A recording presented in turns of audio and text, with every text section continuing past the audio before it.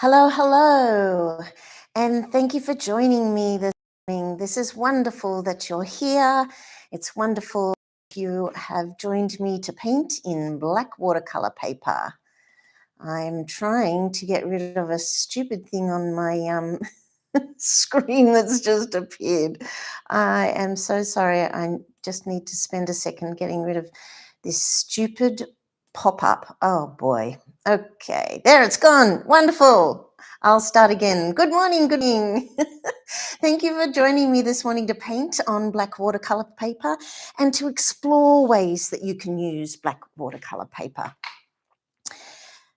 I have this one here because I thought this would be a great idea, and I thought that I'd gotten the idea from some playing I was doing the other day where I had a piece of black watercolor paper and I have all these flattened pieces of this is a leaf from a tree, these are little plants that I flatten all the time, and I bought some of these sprays and I was playing with that's just a lid, and I was just playing with them and spraying outdoors and using these Delusions ink spray, but it's the sort of thing I only do outdoors. And I also thought I'd like to make it more accessible for you. So I'm going to show you how I did this one. And it's sticking to me there because I overheated the masking tape. See down here, that is not reflective paint, it's masking tape. Anyway, I'm not going to use this today. That would be an awesome thing to do another day. I'm going to set that one aside. But I did think that I had thought up the idea. And then when I went looking yesterday for some great ideas for today in the black watercolor paper, I discovered, just put them aside. Oh, that's the one I just did a video on, is the black watercolor paper in a landscape. That one used washi tape to create some lovely black spaces. So you can watch that video if you want another idea for how to use black watercolor paper. Put that one aside. But this is what I found. This is a book that I love. It's a Kamasaka Seka book and full of his designs, and they are absolutely fantastic. And lo and behold, there it is. There's the moon shape, and they've used, I don't know what sort of stencil they used. This is from like 1920. And then they've put in some simple flowers in the foreground. So what I thought I would do today is do a simple moon shape and add some butterflies in the foreground. But if you would prefer flowers like Kamasaka Seka's example, then just use some flowers. Put whatever you would like in the foreground. But I'm going to show you this super simple method that I've developed that involves just water spray and adding some reflective paint. So that is purely for inspiration. These flowers, by the way, just come up into the moon shape, and the moon is half defined or probably 2/3 defined, 1/3 not defined. And that's where the flowers go into it. So delicate and beautiful. I thought I would copy that idea. Steal like an artist is what they like to say. So that's Kamasaka Seka, purely for inspiration. I thought for the butterflies, I'd refer to this classic book. I absolutely love it, Drawing Made Easy. And a wonderful student by the name of Karen gave me this book. It was one of the best gifts I've ever received from a student, so thoughtful. E.G. Lutz, if you want to look it up. I originally found E.G. Lutz practical drawing examples on Pinterest, where I used to go all the time and don't go anymore because the ads are insane. But that's where I discovered it, and I found this page, and they put the book back into reprint as a result of this book being made popular on Pinterest. So this is ways to create the butterfly here and here, and I'm going to follow this really lovely simple one where you do an X. So I'm going to put that one aside as well, and I'll be coming back to that one. These are the rest of the supplies that I've got going here today. A disc to create, I'm just going to lift that one up again. A disc to create a moon shape. Any lid will do. It's just a matter of size. A plate will do. Anything that you think will create the circle that you think will suit the size of your paper is all that you need. Here's the watercolour paper. It's Stonehenge Aqua Cold Press, and Julie Hopkins has put a suggestion in the comments there about another type of black watercolour paper that you might like to try, and I think I definitely will. Right, I've also got these paints. These are Gansai Tambi paints, but you can also get a version of this from Kmart that's a third of the price and pretty good. But these ones I absolutely love. They wet like a complete dream, and that's the beauty of Gansai Tambi. That brand re-wets, because they're all pans, Gansai Tambi, I assume. Correct me if you know better. I'm always happy to be corrected. The Gansai Tambi, though, wet and create rich colour very, very quickly. That's Gansai Tambi. These are reflective pencils. They're like metallic pencils. I've got white gouache. I've also got a tube of Chinese white from Winsor & Newton. In the beginning of my watercolour practice, I used to buy secondhand art supplies, and it regularly came with white. And that's before I understood that I was going to end up pretty much never using white, but I have got all these tubes of Chinese white. So I figured today's the day to see if I can use some of that up. But I imagine it will be more transparent than gouache. I've got two brands of gouache, and the reason I put the two there is so that I can talk about this is Araldo Di Pialo, cost me about $10. This is Winsor & Newton's designer gouache, cost me $11. So this one is 40 mil and this is 14 mil. And so far I've found that the Araldo Di Pialo has worked perfectly. And to be honest, I've got no idea about their light fastness, but it's a white opaque paint. So if you're going to be selling your art, you might want to stick with Winsor & Newton, because I don't know whether or not this Araldo Di Pialo is light fast. It does tell me that it's 3 stars, so that's pretty good if that's true. I wonder if this one tells me how many stars as well. Can't actually see the star rating. That's interesting. Anyway, this one does have the AP mark on it, and this one doesn't. That's also a very interesting fact, because that means that this Winsor & Newton is going to be less toxic, or is guaranteed by that AP symbol on the side to be less toxic. And this one doesn't have the AP symbol anywhere. Anyway, that's white gouache and white paint. I've got 3 markers, a gold, a silver, and a white. And the metallic pens, as I mentioned, these are from Kmart. That's what it looks like if you go looking for it. So cheap. And I just absolutely love it. I also bought it for the kids because they love metallic pencils as well. And they're so cheap that it doesn't matter what they do to them. All right, I've got a couple of other things. I want to tape it down, so I've got some masking tape.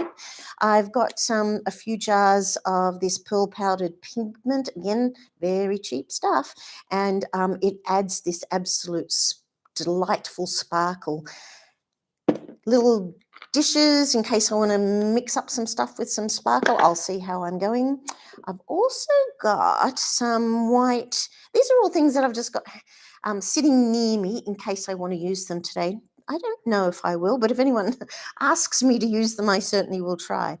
These are 2 types of ink, both white. This is titanium white, and this is transparent white. This transparent white behaves quite differently to the acrylic. So this is opaque and this is transparent. I just thought I'll get them out and see if I want to use them. This one, this brand, this Amsterdam, I don't really recommend this one because the jar went incredibly hard really quickly. And so this morning I added some Flow Aid additive to it, which is for acrylic mediums, and this is an acrylic ink. It tells you that on the side. So I've had to add some Flow medium, just checking the lid is on, okay, so that I'm just giving it a shake so that I can use it in a more liquid form, and I hope that's going to work. All right, I'm going to set my stuff aside, and we're going to start by looking at a bit of composition. So where are you going to put your circle, and how we're going to create that lovely effect of the circle, the stencil. Just need to put some of this stuff aside. I'm going to put all this over here, and then I'm going to get a piece of this. Oh, that's the other thing. I've got a piece of paper so that I can, I'm just making my camera go back into focus there, I hope. Come on, camera, focus. This is just a piece of folded paper. I've got a pastel pad, and I'm just slowly using it up because I don't do pastels anymore. And I folded it into 4 because I figured that would be a really easy way to get a lovely butterfly shape that is beautifully, I can't think of the word, beautifully, perfectly folding out like a butterfly does. That word will come to me. Anyway, that's why I've got the pastel pad there, but I can get rid of that. And now I'm going to get out a lovely piece of this black watercolour paper. I'm actually going to get 2 because one I'm going to practice on, and one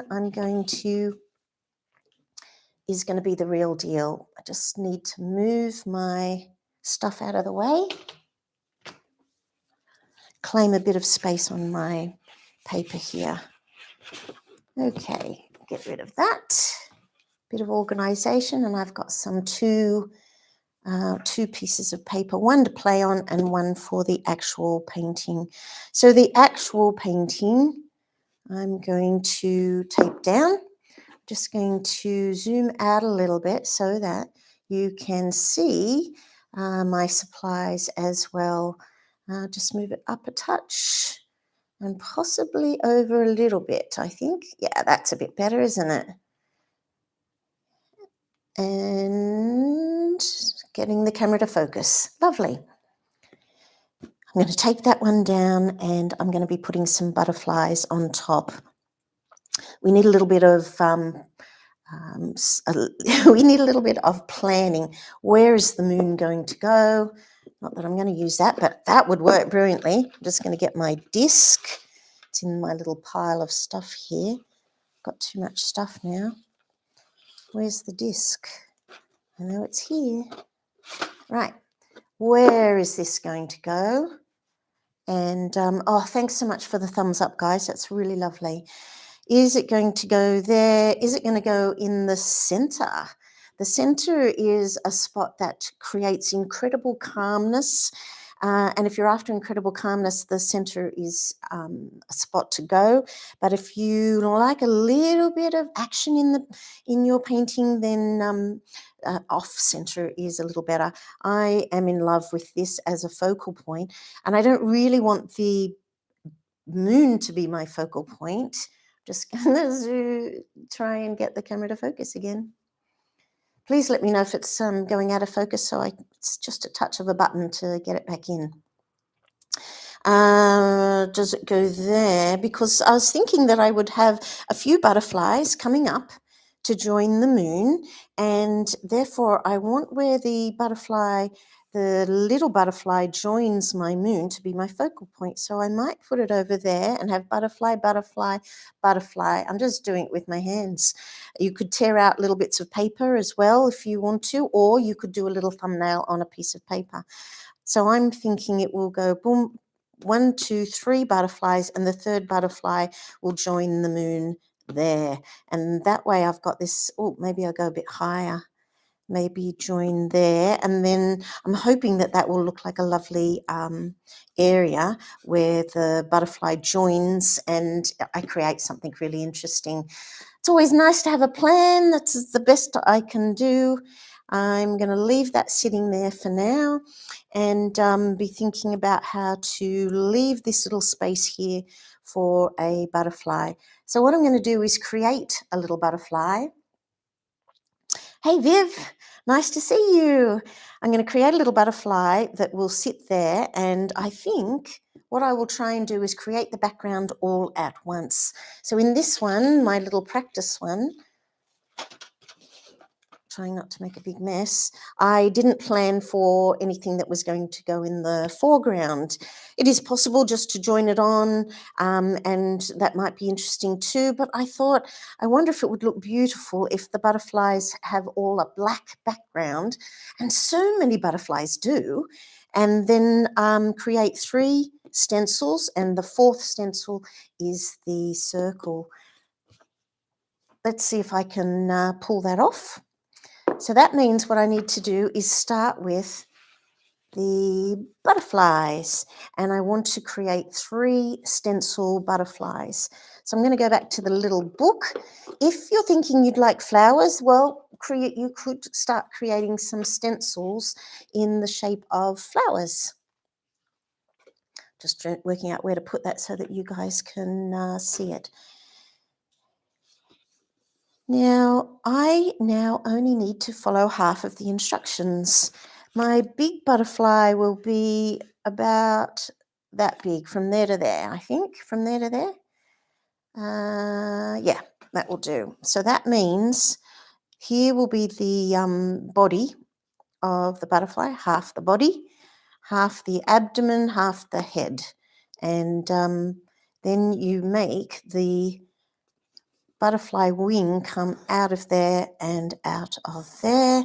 I'm just following these instructions, but I'm halving them, and now I'm up to this half here, which means that I've got the top of the top wing and the middle of the bottom wing, and you join up the bottom bits like this. I've got a whole video on this if you want to look this up later on. Oh, not that line. That is the top line, and this is the center line, and it comes out like that, and that comes out like that, and then you've got an instant half a butterfly. So because I folded it over, I'm going to save myself a fair bit of time by just cutting this out, and I will get an instant butterfly. I think I will. I actually didn't. I planned this, but I didn't practice this. So I am trying not to over prepare, because it can get a little tedious for me to be over preparing. And also it's taken me a while to work out that it's really good for you guys to make mistakes in front of you. So I'm trying a new style. I'll just pull that out, of YouTube Live, where I just allow myself to be a little freer. I'm not going to do antennae for 2 reasons. They're really easy to put in at the end, just carefully cutting the head and the abdomen. So they're really easy to put in antennae at the end. Plus, they're really hard to cut out. So no point cutting out the antennae. All right, moment of truth. Is this going to work? Do I have 1, 2? Oh, it's way too huge. I do have 2 butterflies, but that one, these are just way too symmetrical. Thank you, Viv. That is exactly the word. Okay, how will that look? I'll just move it over so you can see it a little better. How will that look if I have one and then I create one that's, yeah, this is too big.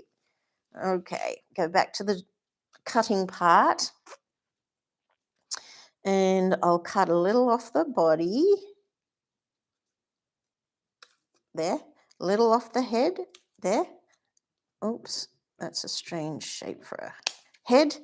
And I'm going to dramatically reduce this shape, trying to keep that beautiful curve though, into there, and go down here. I'm just trying to replicate the line on the bottom while maintaining that beautiful shape.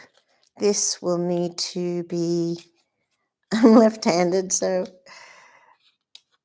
I am aware that sometimes that looks a little strange for people because so many of you are right-handers.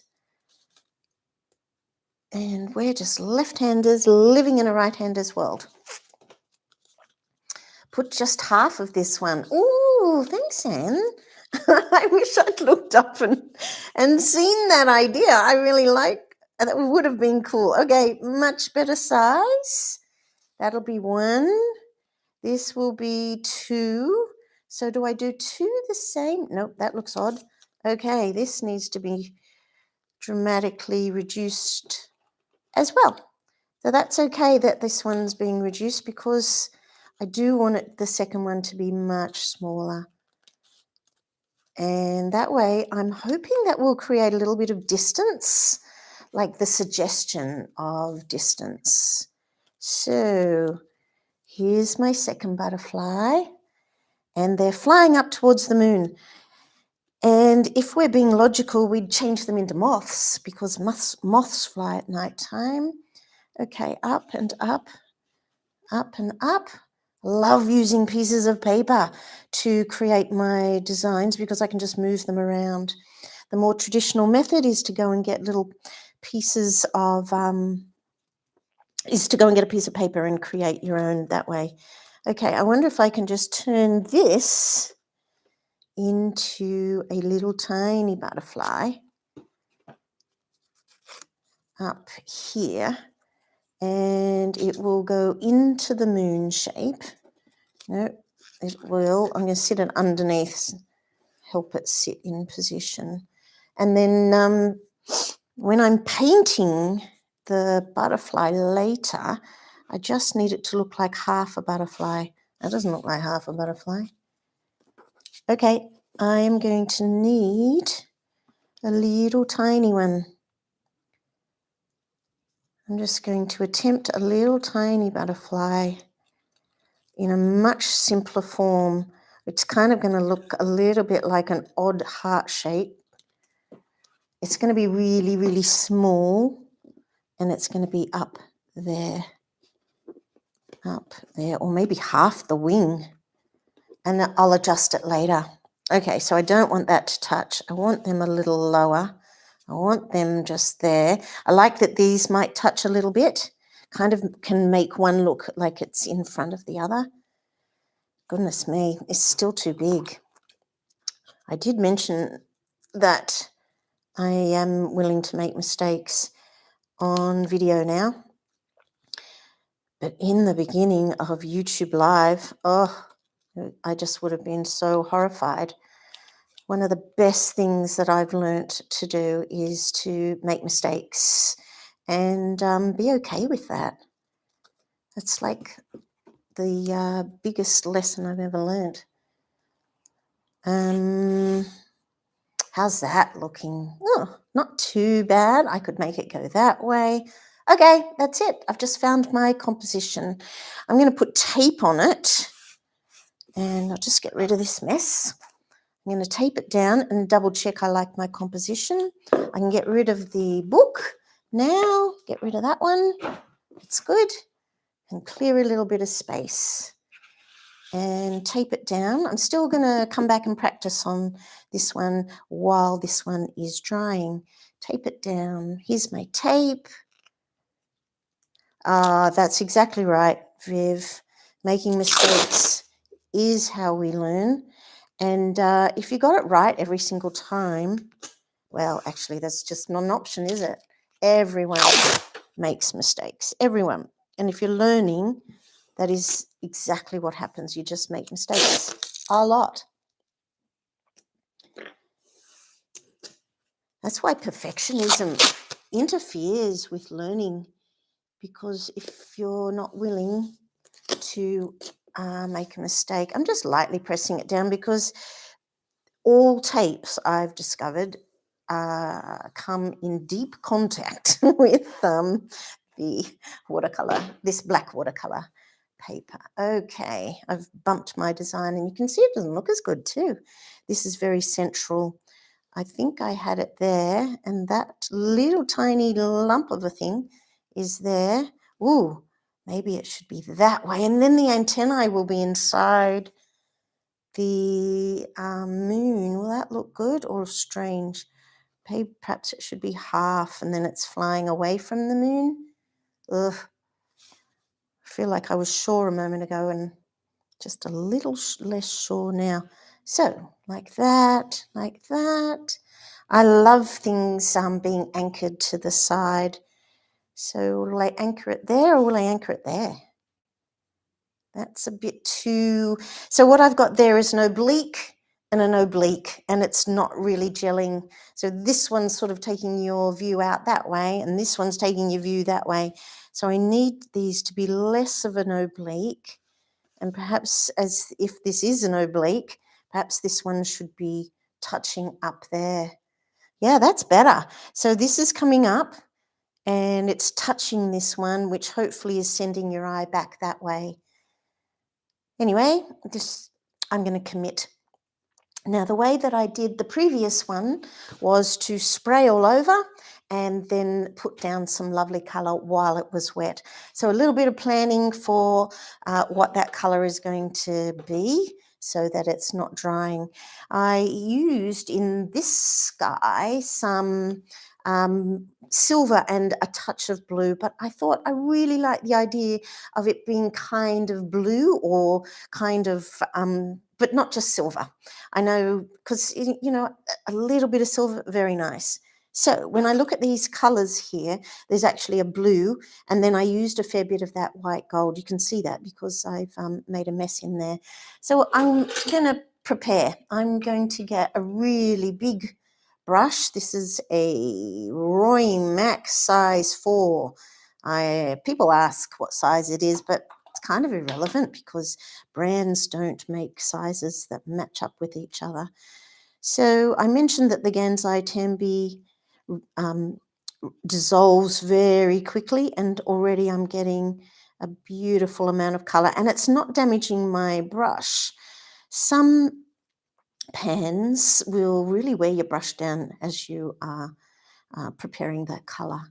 So I'm just taking a moment to do it. It's quite wet, so I want to keep going till I think I've got enough.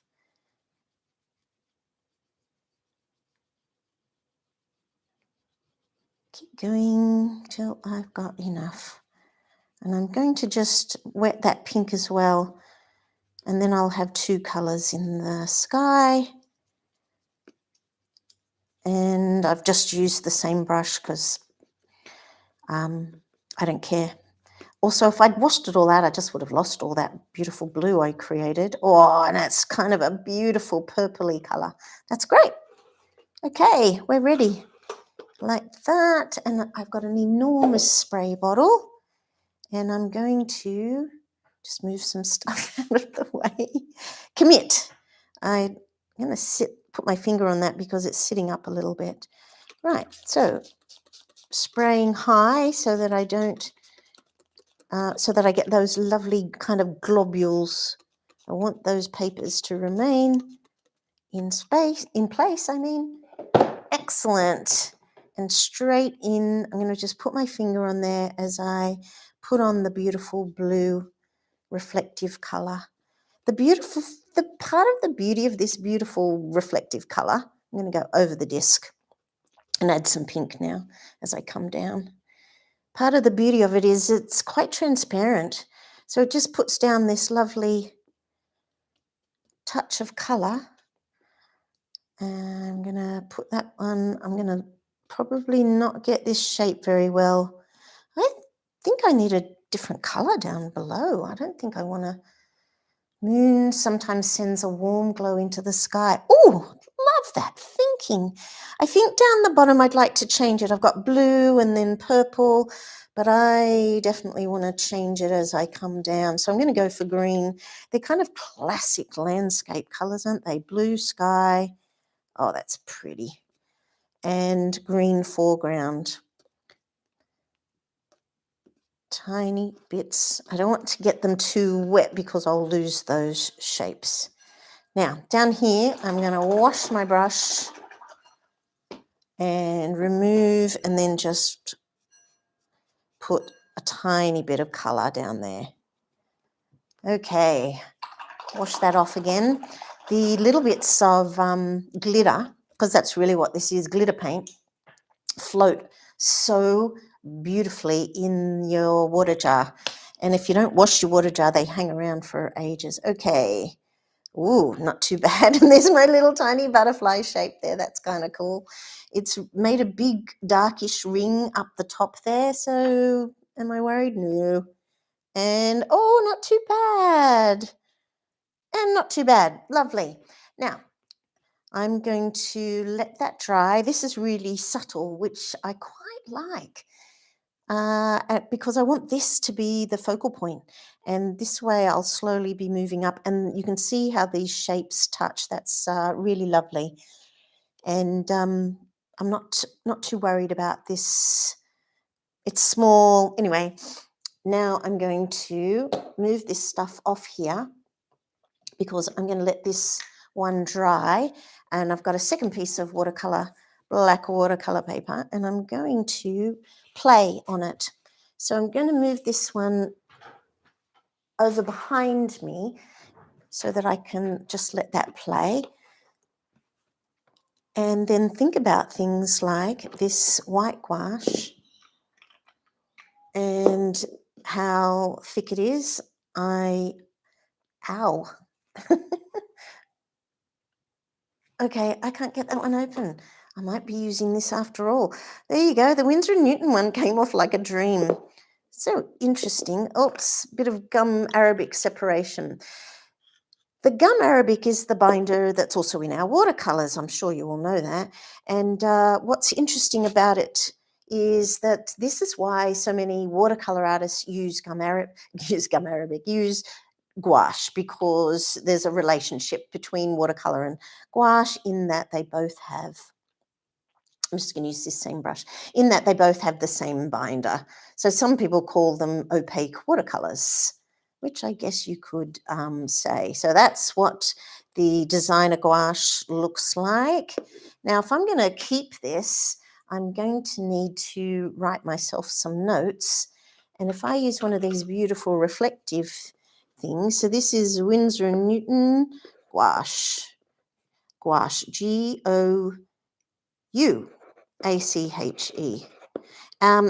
By the way, that's why I call ash, because of gouache. Ash has the same ending, or incredibly similar. And lots of people call it arches. And then I had a French student, and she said, no, gouache rhymes with ash. Okay, on the left-hand side, I'm going to put Chinese white. It is really, really thick, viscous thick, like thicker than Vegemite. And I'm going to wash my brush off and just play with the white. So because it's so thick, it's so old. That's the other brilliant thing about having some quality watercolor paints, is that, okay, instantly you can see that white watercolor paper, so this white watercolor paper, Chinese white watercolor paint, much more transparent than gouache. And that's why but knowing that means that you can get a beautiful difference. So this is Winsor & Newton Chinese white. There's another type of white in Winsor, there's another type of white. Lots of brands do Chinese white, and what is that other white? Chinese white and titanium white. That's the other one. Right, we know how these behave. These are quite transparent in comparison. This is a great example. These are Gansai Tambi, and it's called Pearl Pink. There's the subtlety of difference from one color to the next is very, very subtle. Did I say subtle too much? Subtle. All right. Julie says, another tip I learned is to add watercolors to the gouache for colored gouache. Absolutely, Julie. I don't bother ever to buy gouache in different colors. You just use that and add your watercolors to it. That is exactly right.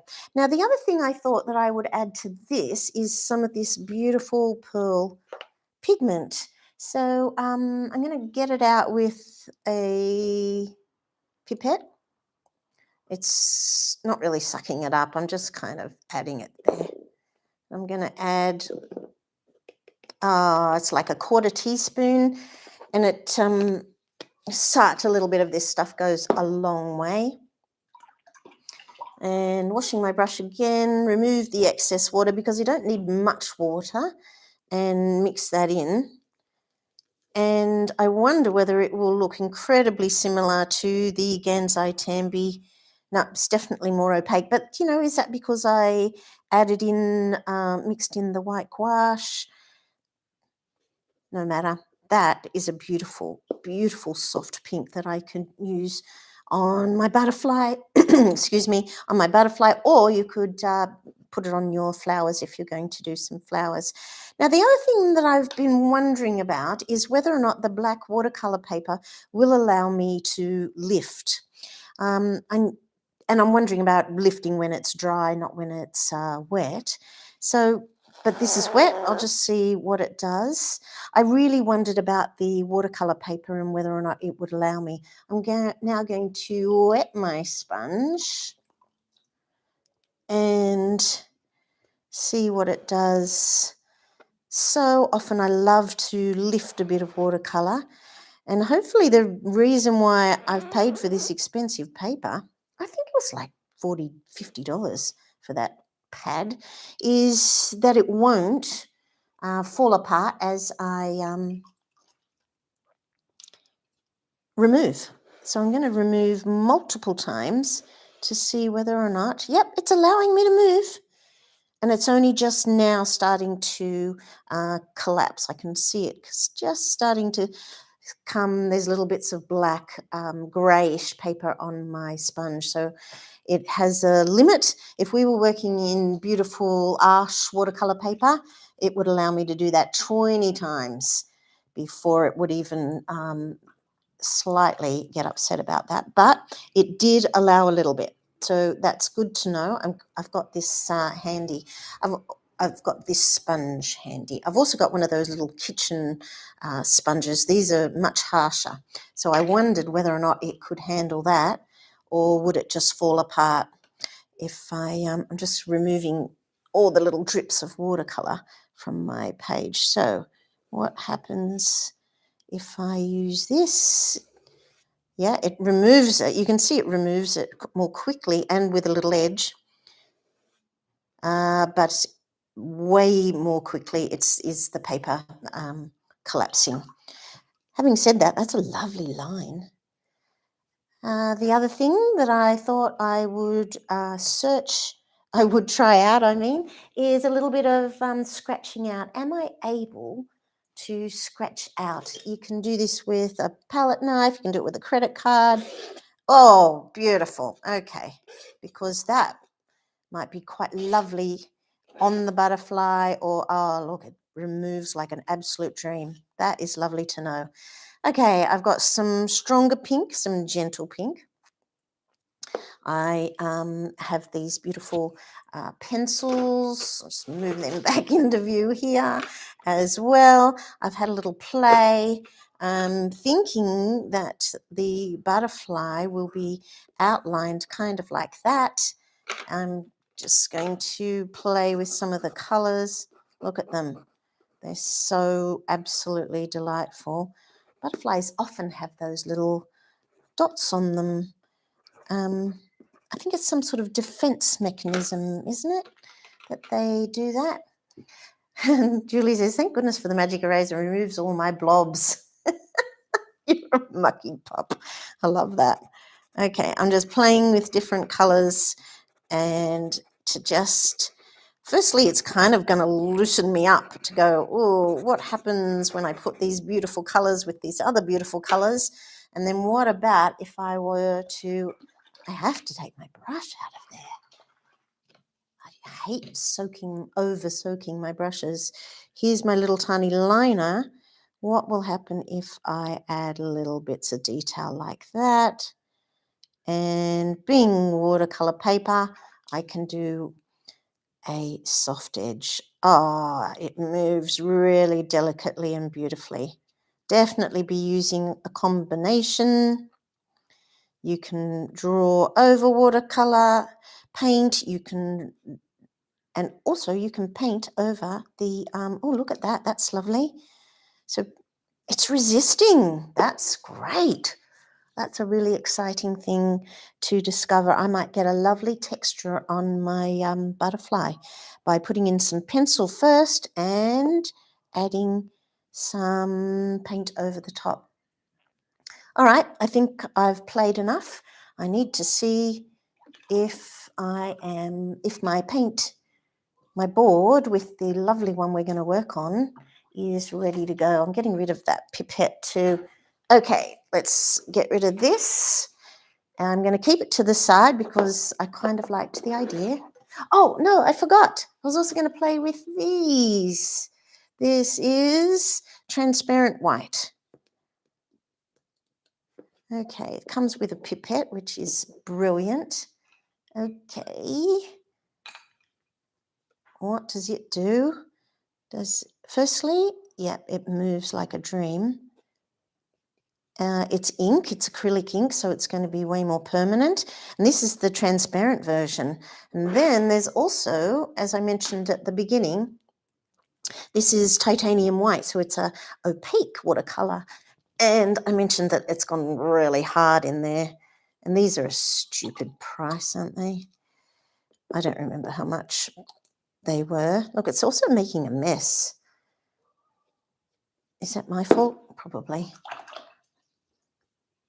I don't know. When I've paid for stuff, I like to get good value from it. I'm just dragging out the white to see how it behaves. And it really doesn't look that much different, the opaque version versus the, but that might be because I mentioned at the beginning I added a little bit of acrylic flow aid to it. So I'm just dropping in a dot. Okay, the big dot is sitting there. I wonder if that would look fantastic as little, shaking that off, as little white dots on here. Oh, that's beautiful. That's interesting. Might be quite possible with this little tiny liner brush again.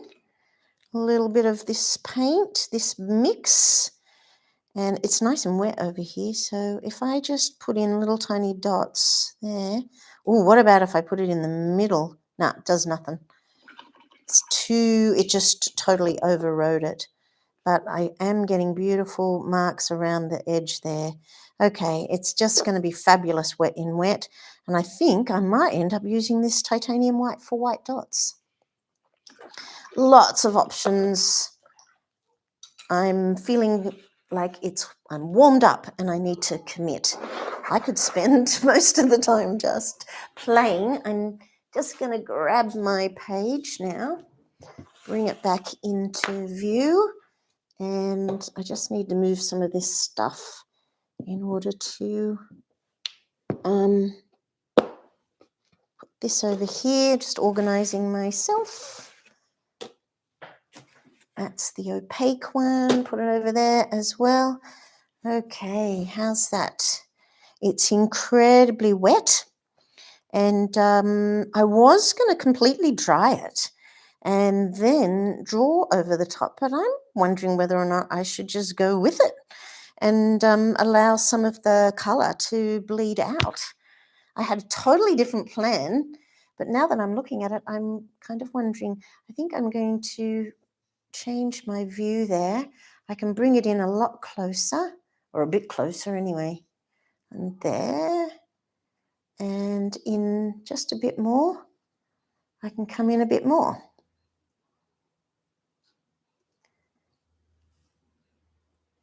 Right, please let me know if I need to change that at all. Okay, I'm going to do wet in wet, I've decided. Here's my beautiful mixture. This has a bit of white gouache, a bit of white watercolour paper, and a little bit of pearl powdered pigment, but I'm going to start there. Start with this and put in some little wet dots around, wet mark on this butterfly. Oh, and something else has just occurred to me. I've got nowhere to rest my brushes. Normally I sit them on the palette, but my palette's underneath this today. It's just occurred to me that I can do the antennae in a scrape. So I'm going to finish the pink here. For me, wet in wet is the reason I paint in watercolour. So every time I paint, I find an opportunity for wet in wet, unless I'm demonstrating something quite specific. When I'm teaching beginners to paint, I do start off with all those classic techniques. You do need to know them. You do need to know how to do washes. But as soon as I move into something that's enjoyable, ooh, is that looking silly or fantastic? I cannot decide. I don't think it's very wet down there. I'm not going to, yeah, look, it's not wet there either. So I'm just going to move the blobs around. I think this shape went around like that. It's very hard to tell. And I'm just going to soften that off. I don't know if that'll create a line later on. Doesn't matter. Oh, I think this is a nice opportunity to bring that line in too. There's no paint on my brush. I'm just bringing that line in, and then I'll soften it off. And that way you get a really interesting line on your artwork by just a little bit of softening off. Okay, so now that I've wet this section down here, I think that's a lovely opportunity to put in a drop of, I just keep looking for places to dump my brush. This is the opaque. I wonder, okay, ready to take another risk here. I'm going to use the transparent white, just getting rid of it. I'll blob it over there to check that it's a little blob, just practicing on the side, and put in little, oh, when it hits the water, it's absolutely fantastic. That was just fun. Okay, put that lid back on, just gently. Okay, now I'm going to be doing this antennae and this antennae, but I'm concerned it's going to touch this butterfly. So I think what I'll do is put in some detail in this butterfly, and then I'll do the stroke. No, actually, rethinking that one, I'm going to just take the risk and put in, perhaps I'll make it go through that one. Nah. Antennae and antennae. It's pretty hard to see, isn't it?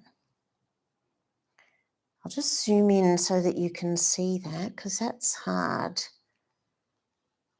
to see. Is that better? Can you see that there? Just redo it, I think, because I can. Oh, it's hard for me to do it in that direction. I'm making a big mess. Very subtle looking antennae at the moment, but hey, I took advantage of that lovely space, of that lovely wet in wet. All right, now I'm going to go to this butterfly. So I'll leave it zoomed in like this so that you can see the work on this butterfly. All right, I did some wet in wet and a little bit of this pretty pink stuff, this pretty pink stuff. So I'm going to do this one differently. I think I'll go in for those pencils. So when I was practicing over here, I put in some colour and then I painted over it, and it acted as a bit of a resist. Now that it's dried, you really can see bits of the pencil. So that might look fabulous. I love the idea of the dots. So it's the disadvantage in not having dried it. I'm going to have to pull up my sleeve. The disadvantage in not having dried it is that I can't rest my hand on it, because all I'll probably do is pull up the paint. So I'm going to give this one some little circles. I'm drawing a circle without being able to rest my hand. 1, 2, 3 circles. And what I've done over there, I will repeat over here because they are symmetrical. Thanks, Viv, for giving me the words. I do that all the time. Okay, little ones there, and then maybe I'll, oh, that's too similar. I'll switch to this pretty blue and fill them in. Again, it's really hard to do because I'm unable to rest my wrist off. Colouring in those little circles without being able to rest your hand is really hard to do. This has turned out to be a much better idea than wasting all that time drying it. And I enjoyed putting in that wet in wet. Okay, some little circles there. Going back to the little pink, so it turns out if you're not leaning down, you can draw circles, but colouring in circles is really hard. So I'm just going to colour in over that turquoisey colour. And what will I put on the top wings? Maybe a big circle or some stripy marks. Maybe, often they have those kind of sections. I've no idea why. And then within those sections, they have stripes. And then those sections nearly always continue in some way. So I'll make that one go down and out, down and out. I'm trying to repeat the pattern. So whatever I do on one side, I put on the other side. Okay. This is looking incredibly pink. I think I need to switch to blue. This is still lovely and wet. So I'm going to paint over. Again, painting without being able to rest your hand. It's really hard to do. But I like that. I'm drawing more focus on this one than the one below. So I'm going to outline these ones. So often those beautiful patterns that you see in artwork are based on beautiful nature patterns. And butterflies are completely full of nature patterns. I'm going to just add little bits of blue here. And then I'm going to go in for green. Green will look fabulous with my pink and my blue. So I'll put in some little dots and some little dots. That's touching the wet area there. I'm just going to add more dots, getting smaller as I move away. I'm painting and just enjoying this process. I'll separate the wings a little like that, and then do what I did on the bottom one, and that is to wet the line on one side, and then you get that softness. I'm going to just define that little body a little bit. The head is looking way too big.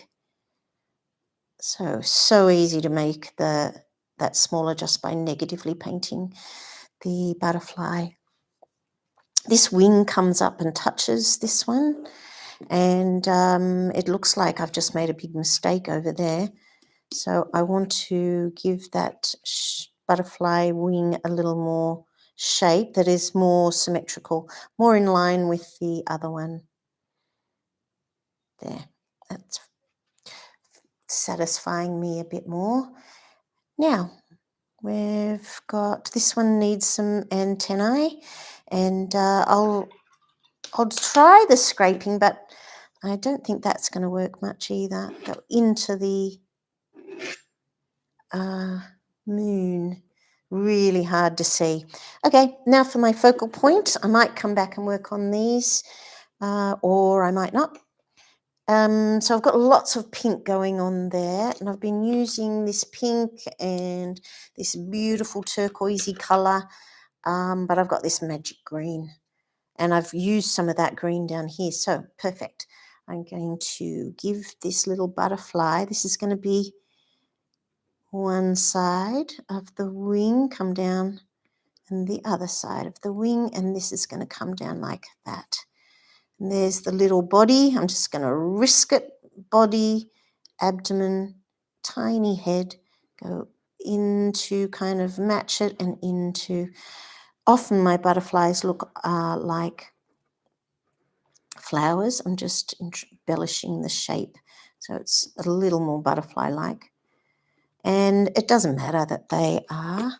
I'm going to give it antennae with the pencil and go that way. I may need to do that one a little more later on. And then I'm going to use my little brush and just put in some little tiny detail. I'm just enjoying myself. Are there butterflies that have random spots? I bet they're few and far between. Put a little bit of blue. I'm definitely going to come back in with white in a moment for areas that I want to be more important.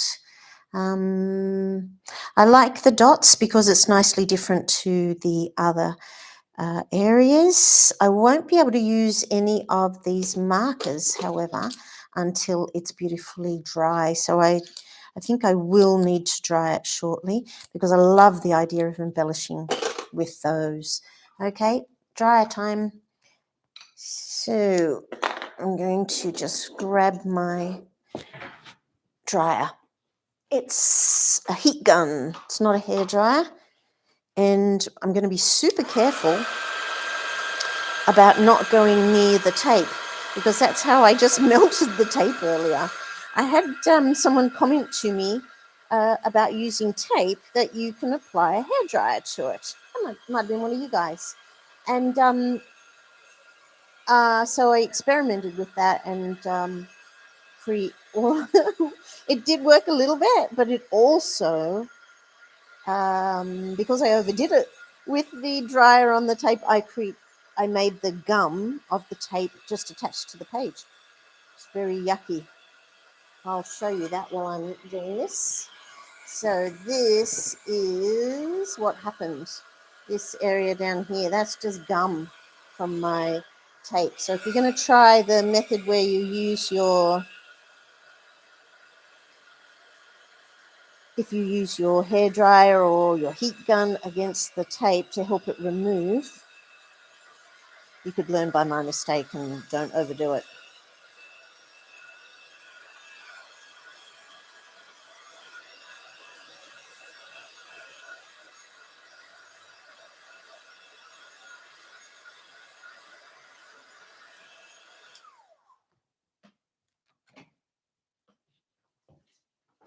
Right, hopefully it's dry enough now for me to use some of these beautiful markers. I've got gold, which really is like adding yellow. Do I want yellow? I think if I add more silver, I've just got masses of silver. And then there's white. So I think I'll start with white. Bit of a shake. I'll test it over here. It's working beautifully. I think I will start by maybe I'll put some, oh, lovely, circles down there, get smaller, smaller, circle, smaller, smaller, smaller. I've put in 4. I bet butterflies, I don't know, I was going to say they're uneven. I don't know. Lines, no, I've got lines in that one. Will I'm going to risk it. Put in a big one. Put in a big one. And target. Okay, that's giving me the opportunity to go back into these ones. Yeah, it's too wet. The pencil requires me to press too hard. Give the antennae a dot and the antennae a dot. Give this antennae, oh, it's still too wet there for dots. Maybe this one can have a dot and a dot. I quite like that interfering with the big circle. The circle's now got some marks within it. Putting in these antennae with white is just way too risky. If that line goes awry, that's just going to look like crap. So I've got this greyish, bluish pencil, and I'm going to take a risk there. And that way, if I stuff it up, it's barely noticeable. Okay, more detail on this one. This one's not so wet, so that's good. That paint is, it's really hard to paint on top of that. I like these little bullseyes over here. It's drawing a little bit of focus. So I'll just reduce the focus a little by reducing the amount of contrast. Is that a little better? Yes, it is. Now it wants another one. And so I've gone from white to a subtle colour. I'm going to give it a dot though. In the middle. And I've got this beautiful gold. I wonder if that will help if I add more dots. No, I'm doing strokes. Again, I'm reducing the contrast in those circles when I do this. Oh, the gold's sitting on top beautifully. I do love my silver, but there's just a mass of silver over the whole thing. I'm just going to continue going around. Oh, the gold sits so beautifully on top of the metallic paint. That's great. I'm just doing lots of dots and enjoying myself. I think I'll give that further detail and some dots. I'm trying to be conscious of the fact that I don't want to make this butterfly too important. It's got this beautiful space in here, and all I'm doing at the moment is completely resisting the urge to fill it in. Hey, Helen, how are you? Loving the granulating effect of the white gouache. Yes, this, I think, is, you're talking about this granulating effect here. That's an interesting comment. Is it the white gouache doing that? If I bring back my sample, you are totally right. I hadn't really, oh, that's the Chinese white. It's really hard to tell because I've eviscerated the gouache up here. But that is very interesting comment. It's just granulates in that magic way. And I did add blue and pink, and it's such a subtle amount of blue and pink that has turned up. Oh no, the background was completely the Scansai Tambi, I think. Did I dip it in? Uh-oh. Senior moment, dunno. I'm going to embellish that little antennae and that little antennae. Little spots. Oh, I think the gold is great. Okay, this wing is about to be embellished as well. There, it's just a tiny bit damp there, so it's not loving what I'm doing. Give the little butterfly a little dip on its way down, and more dots. I also must try not to do more dots on the background there. Yes, the watercolour paint is the background. Thanks, Julie. So the granulating effect you're commenting on, Helen, perhaps you're commenting about down there. Anyway, I'm going to do more dots on this one, and tiny dots to match the little tiny butterfly that it is. Some tiny dots on its body, and it's a little semicircle for its abdomen, semicircle for its head. Oh, maybe this one can have a little head, I'm not going to give this body any detail at all.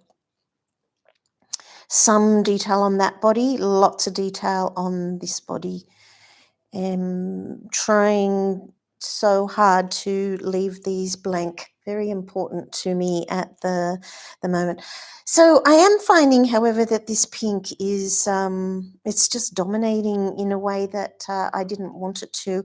I wanted it to create a nice contrast, but it's not dramatically lighter than this. So this might be an opportunity to, because I do want some attention drawn here, but only the amount of attention that's going to lead me into my design. I quite like this one here. It's kind of semi-important, and that's kind of perfect, but I want this one to draw focus and then bring you in. So the pink's just bothering me. So do I use the sponge to create this sponge and remove some? Because that's problematic, isn't it, to go doing that? Do I just draw over it and embellish with the gold and make it pop in that way? Ooh, that's one solution.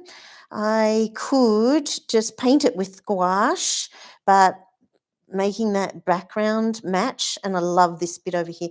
Yeah, I think that's never going to work. I think it's time for a little bit of structure in terms of a plant. I'm going to take a risk and suggest that there's a plant coming in. And I might, just before I do it, go back to Kamasaka Seka and have a little look at the way in which he, oops, I have to think backwards with this camera. This plant comes up and there's, oh, look, some open weave in, but I'm not thinking of painting. I'm thinking just of drawing in some lovely greenery. So do I come up behind the come up this way, join this one up to here? Do I allow my gold marker to go in, and then I'll have a little gold here and a little gold there? Yep, right, I've answered my own question. Just gonna commit, just be willing to make a mistake. We'll be able to watch this again, won't we? Yes, we will, Helen, that's exactly right. Okay, if it comes up like that, I don't want any mark on this butterfly. I want it to go behind because I want the butterfly to pop that little bit further, and I want to knock back this pink. So it's going to start down here, it's going to come up to here, and then it's going to restart here behind the antennae, go into here, into there, and up. And then it's going to get little leaves, oh, goes behind the body. I think I'll give that a little internal vein, and that will make that body pop a little more. Internal vein. So this leaf would come up like that and stop here. Internal vein to give a little more texture. So then there'd be a leaf that comes up here and goes out, and oh, that's quite nice. That's that leaf there, internal vein, and then another leaf would start at about, I'm going to make it start just quite low, like there. I know that's not logical, but I want it to because I want to cover the pink. Oh, okay, is that improved? It's not really knocking back the pink as much as I would like, but I think it has assisted the design. So I'm going to continue with the leaves. Comes up here, and I'm going to get these leaves to go a little smaller. Vein, vein, vein. Another leaf, little tiny one.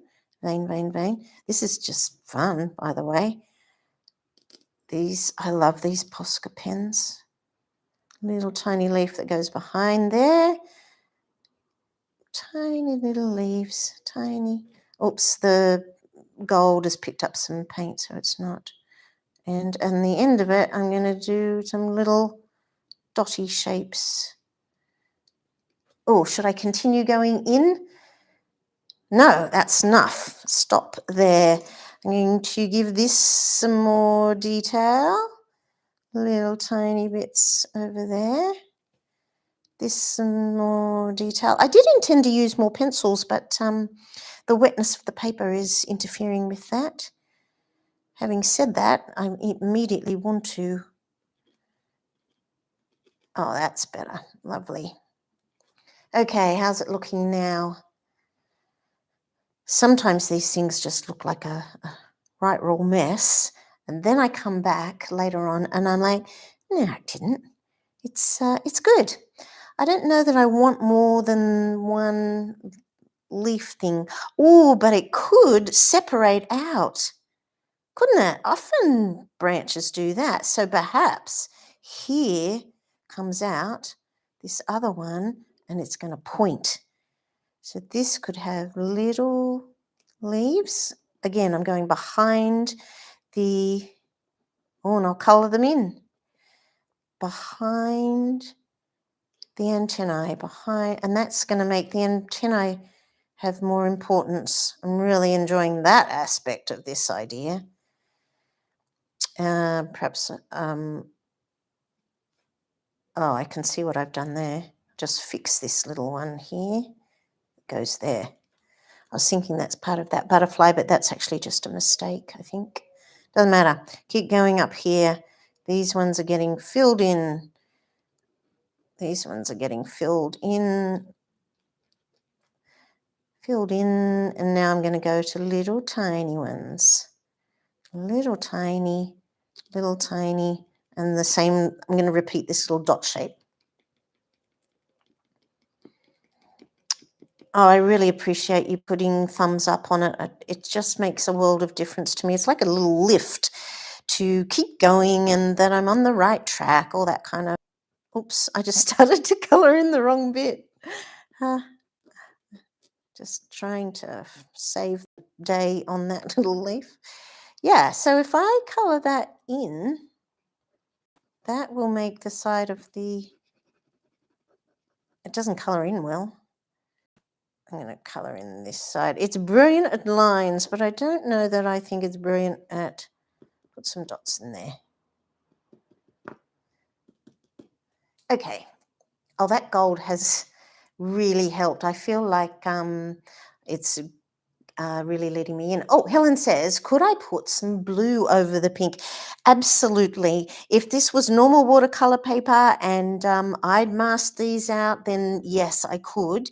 And it wouldn't be a problem, but oh, okay, yep, you're right, Helen. Let's take a risk. Let's get the smallish... I've got a smallish quill. It's a 00. I'm going to wet it and see if I can get this blue going, and it will certainly turn it purpley and glaze over.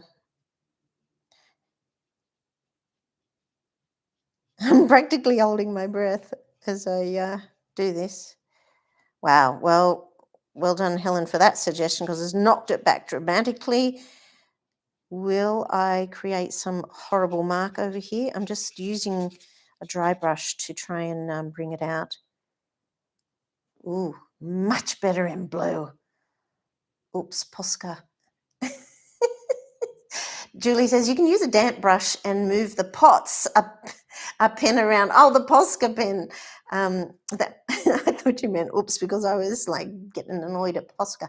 You can use a damp brush and move the Posca pen around. Really? Oh, I'm going to get a brush and a little bit of water. And I thought Posca was permanent. Huh, is that moving?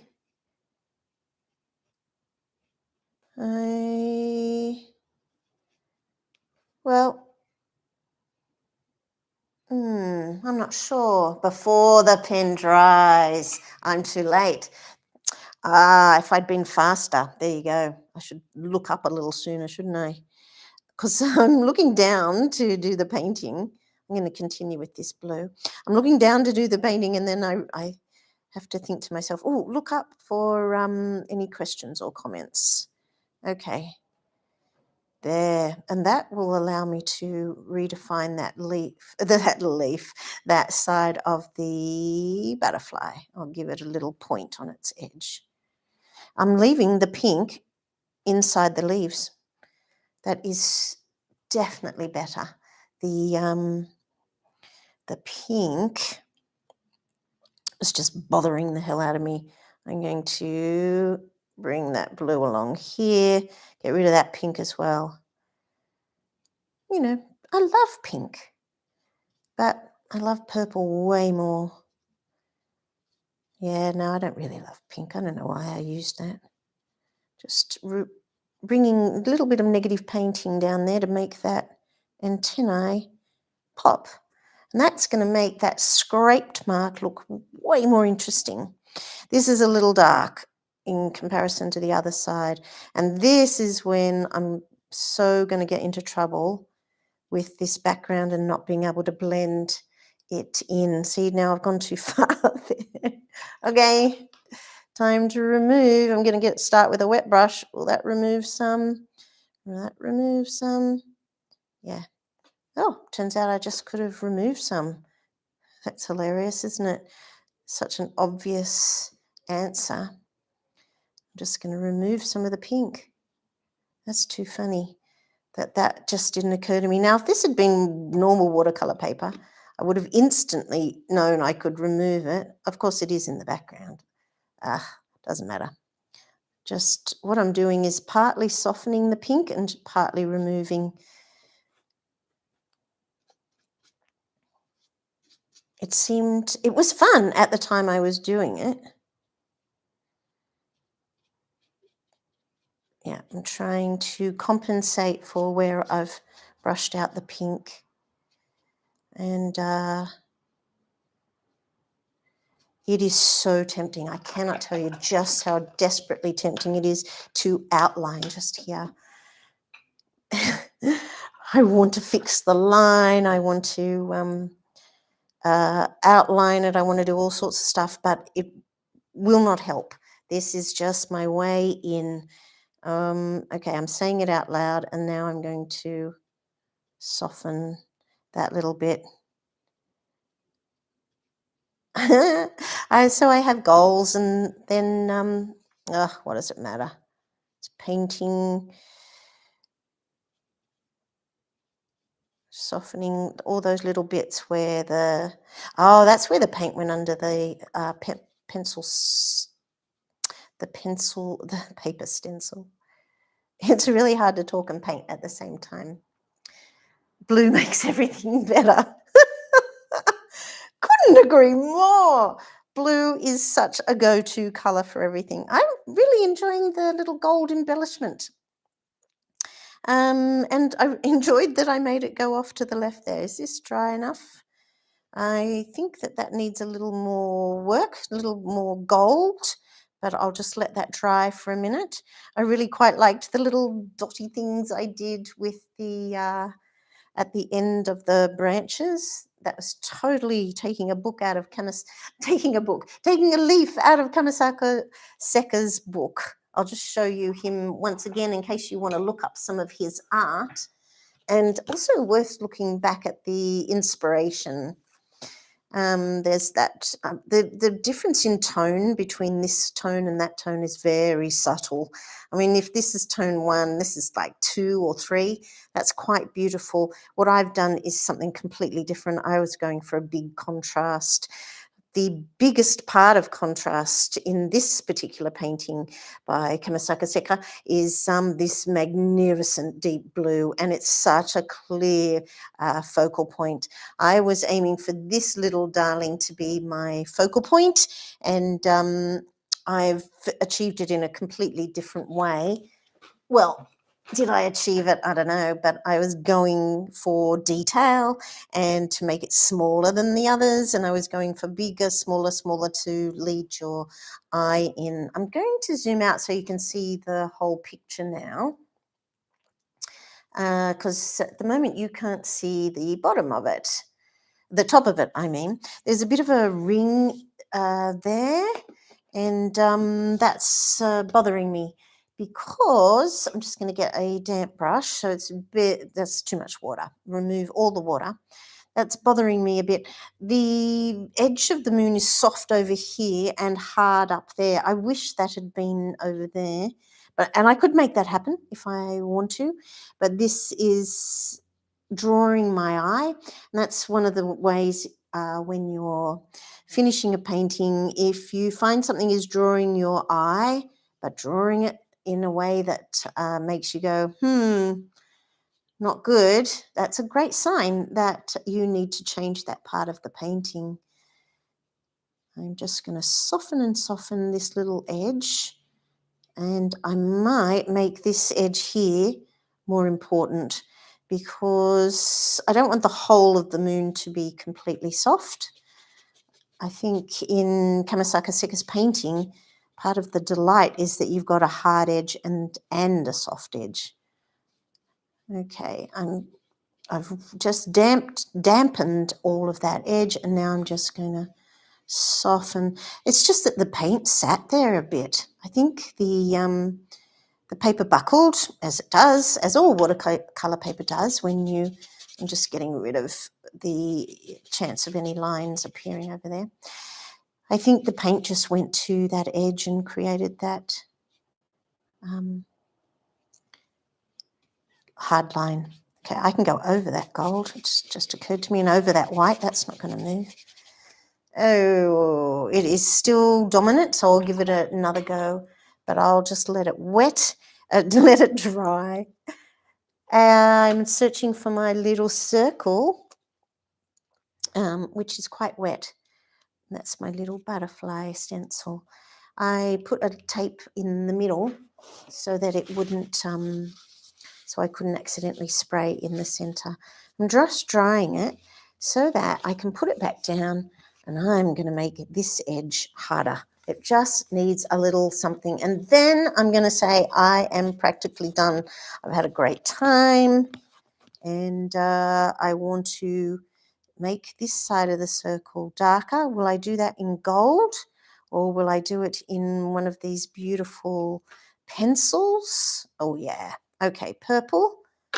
I've got, oh, this is a dark colour. Wonder if that would look good. I'm not going to use gold because that will just ruin the, oh, green. Go back to the beautiful blue. I've got this super soft greyish blue. That's the one. And then I'm going to put that back in and check it is in position. And then I'm going to draw over here and re-stencil. I'm leaving a little gap for the antennae and a little bit over here. Redo, redo, redo, redo. And then up here, I'll just get lighter, and hopefully that runs off. Same here, just get lighter. How's that look? Julie says, thank you for all the time you've given us today. Thank you, Julie. I really appreciate you saying that. Okay, I've outlined that a little more, and that is, I'm loving that, but it does mean that I need to put in a little bit of colour. I'm going to, oh, that's the pink. I'm drawn to the pink. That's so interesting. I'm going to go back to the blue and put in some blue. Take it up to this little butterfly, around the antennae. I'll just go over that gold because I can re-establish it. Blue, and come up close to that gold because it's so pretty. And so then I've got the hard line down there and much softer line up there. I think that is a little better. The blue straight on, I'm just going to continue it out so it makes a little more sense. There's that pink over there. And so I'm putting the paint on and then just dragging out the dry brush to try and give it a soft edge. Soft down here. Then I need to wait till that dries and re-establish it. Maybe it's quite nice to have some missing and some going away. This antennae is rather lovely. I'm going to get my gold marker and, oh, no, I can't really give it a gold. I'm going to give it white because that's white, and then give it a ball on the end. So the paper's a little bit wet. White there. And that's nice. Give it a little dot down here for the head. The embellishing part is just absolute fun. It's incredibly light down here, so I think the little leaf has helped with that issue. I'm going to take the tape off, and we've been going for 2 hours. I so appreciate you hanging around. It's just been absolutely fantastic. Now I'm going to remove it without the use of the hairdryer because, or the heat gun, because I found it just didn't help near enough to, and just wasn't worth the bit of effort. But you can see it does remove some of the black paper. But I found with using the heat gun, it was just too much. Maybe a hairdryer is better. It peels off like a dream, that's for sure. But it is giving, oh, there. All right, does it look all right, or does it look like a big mess? I think that I'm going to just take another enormous risk, and I've been resisting it the whole way. Oh no, this pen's all crappy. I'll just get it working on a piece of paper. Here's my little butterfly. My silver's at the end. Just see if I can get it going sufficiently to, okay. Yeah, look at that line. It's horrible. Oh dear. Silver, crap. I need a new silver. Okay, it has to be gold, or it has to be white. Okay, I know that I wasn't going to do this, but it's just driving me nuts. So surprised by how much that is bothering me. Does anyone think that's better? Viv says, I love it. Doodling is very, oh, isn't it? The doodling is where the joy can be, where you start to go like this and just enjoy the process. Now, I did outline, but I also did quick lines that hopefully don't look too, what's that word? Looks too, oh, okay, that is better. All that time spent resisting, turns out I did need it. That's cool. Thorax, tiny head. Oh, I think I will enhance the side of the antennae. Okay, I do like that there's this space leading you quickly up to here, and perhaps your eye goes up too quickly. Definitely not looking at this one very much. It needs a white outline as well. And then, if I'm lucky, I get a big contrast up there of the, I'm going to give it bigger antennae. Has that worked? Oh, its head's there, not that. And there's its body, thorax, abdomen. Hope I'm saying theirs right. Love the idea of using black paper. Uses the other side of your brain. It does. It's like this brilliant exercise in thinking differently about watercolour. In fact, the funny thing about your comment, Ellen, is that I think that's what it says on the front of the pad. It says, I'll try and put it on an angle you can see it, like that. It's time to rethink everything. Instead of building up shadows, you build up light. Welcome to an exciting new world where watercolors, acrylics, or pencils transform negative space into positive. Day is night, black is white. Is that not a brilliant little thing to have on the... Maybe that's why I've continued to buy this black paper, that particular brand.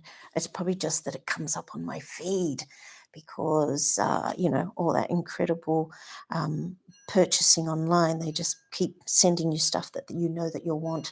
So contrived, that's it. I don't think it does. Love the extra. Yeah, it just really did need the white marks. That was so interesting. I think it is much better, much better. There's 15 things I'd change about it if I was going to do it again, but that's okay.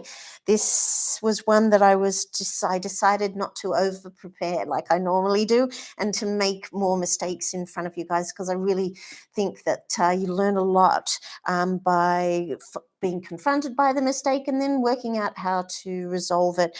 And I'm sure all of you would have had different ideas about ways in which to resolve it. But hopefully that was helpful. Thank you so much, guys. Oh, this is dry enough for me to sign. I think I'll sign it in. Oh, no, gold. Add some more gold. That gold was so beautiful to put on. I'm going to sign it over here and sign it as in an arc. I'm going to sign it quite large because, the beauty of a pen is that you can just sign your name so quickly, unlike a watercolour paint. Julie says the art of problem solving, isn't it? And mustn't that be one of the best reasons why, as you get a little older, which is certainly me, that painting is brilliant for your brain, because you just problem solve non-stop, particularly when you jump right in and then you go problem solve, problem solve. I did my signature in quite a large gold because I felt like this little area wanted something and I didn't want to add another leaf. So another little problem solved. Thank you so much, guys. Thank you for the thumbs up. Thank you for commenting as well. Hey, there's Carolyn. I've just looked up and seen. Love it, Marion. Thank you, Carolyn. That's absolutely wonderful. Thank you, thank you. Those beautiful flowers that you gave me have lasted and lasted, and I've only just gotten rid of them. That was absolutely marvellous. Thank you, guys. Thank you so much for joining me. Next week, I thought we might explore another type of watercolour surface, watercolour canvas. And so I thought we might talk about actually purchasing the watercolour canvas and painting on it. And that'll be lots of more... thank you, Carolyn. That'll be lots more problem solving, won't it? And then you can also coat an existing canvas with some watercolour ground, and that provides it with a surface that can be quite similar. So I thought I'd paint on those two. If you are thinking that you'll join me next week and you'll paint on a canvas that you've prepared yourself, the watercolour ground, I think, has to cure about 24 hours before you can paint on it. The alternative is to buy a stretched canvas. You can also buy it as sheets. The watercolour canvas can be bought as sheets. And then the other surface that we haven't played with is Yupo or Yappo. I don't know how you want to pronounce that one. If there's anyone with some Japanese heritage, that would be excellent to get a lesson in pronunciation on that one. Anyway, guys, this is what's going to be next week's. I'm going to upload that to YouTube, and if you hit the subscribe, and you can get notified as well. So once I've added it, you can be notified about when it's about to start and what the next YouTube Live is going to be. In the meantime, I'm going to continue to make more watercolour videos and be experimenting. Thank you so much, guys. Hope to see you all next week. Bye. See ya.